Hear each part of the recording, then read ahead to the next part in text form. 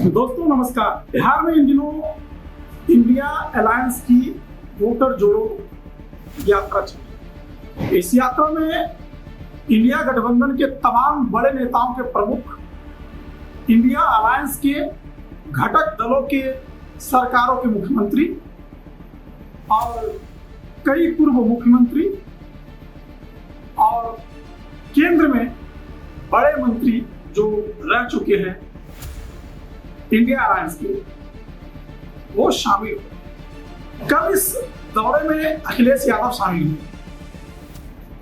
कुछ लोग कह रहे हैं कि बिहार में अखिलेश का कोई जनाधार नहीं है, तो अखिलेश के शामिल होने का क्या मतलब।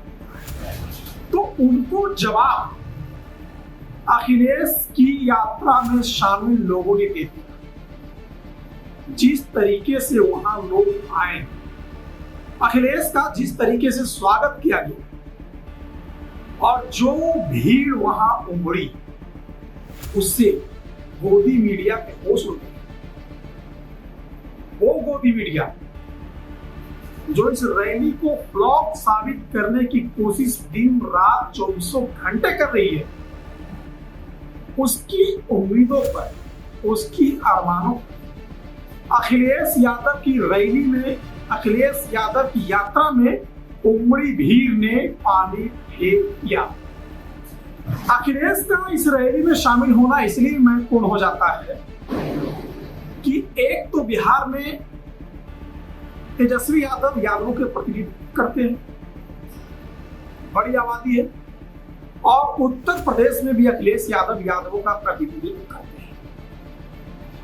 जहां तक बात है लालू प्रसाद यादव और मुलायम सिंह यादव की, तो दोनों निश्चित रूप से निर्विवाद रूप से बड़े नेता रहे।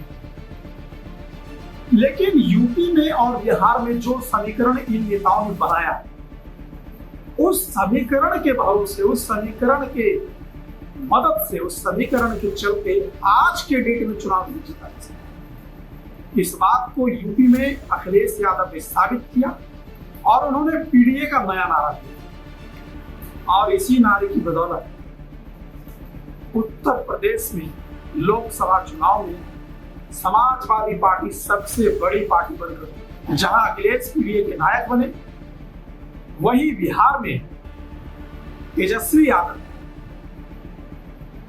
माई का जो समीकरण था लालू प्रसाद यादव का, उस पर उन्होंने जोड़ दिया माई बाप।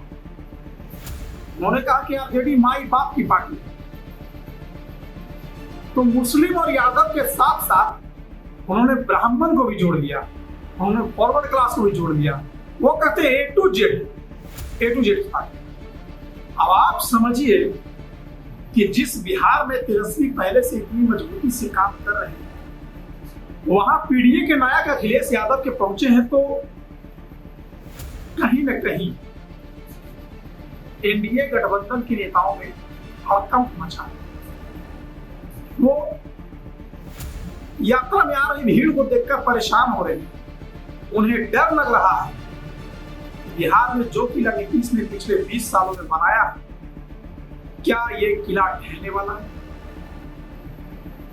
फिलहाल तो इस तरह की घेरेबंदी दिख रही है।